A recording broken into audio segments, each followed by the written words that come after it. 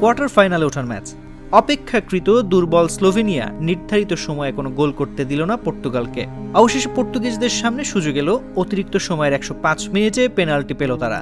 স্বাভাবিকভাবেই দলের সেরা তারকা ক্রিস্টিয়ানো রোনালদো নেবেন পেনাল্টি। পুরো পর্তুগিজ শিবির তখন গোল উদযাপনের অপেক্ষায়। এমন এক মুহূর্তে পেনাল্টি থেকে গোল করতে ব্যর্থ হলেন রোনালদো।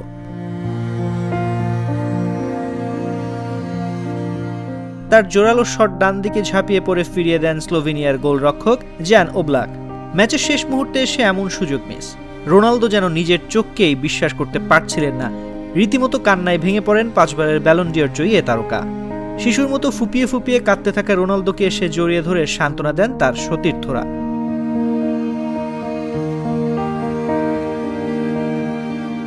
তবু কান্না যেন থামছিলই না। ছেলের এমন কান্না দেখে আবেগী হয়ে পড়েন রোনালদোর মাও। এ সময় গ্যালারিতে এসে কাঁদতে দেখা যায় তাকেও। রোনালদো আর তার মায়ের এমন কান্না ভেজা চেহারা অবশ্য ম্যাচ শেষে হাসিতে রাঙিয়েছে। টাইব্রেকারে স্লোভেনিয়াকে 3-0 ব্যবধানে হারিয়ে ইউরোর কোয়ার্টার ফাইনালে নাম লিখিয়েছে পর্তুগাল। টাইব্রেকারে প্রথম শটটি নেন রোনালদো, গোলও করেন তিনি।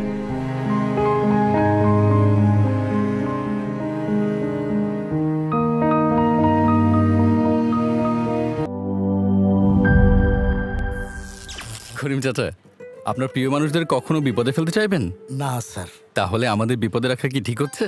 এজন্যই বিজলি কেবলস সবচেয়ে ভালো ও নিরাপদ। ফ্লেম রিটার্ডেন্ট পিভিসি দিয়ে তৈরি বিজলি কেবলস, নিরাপদ আজীবন।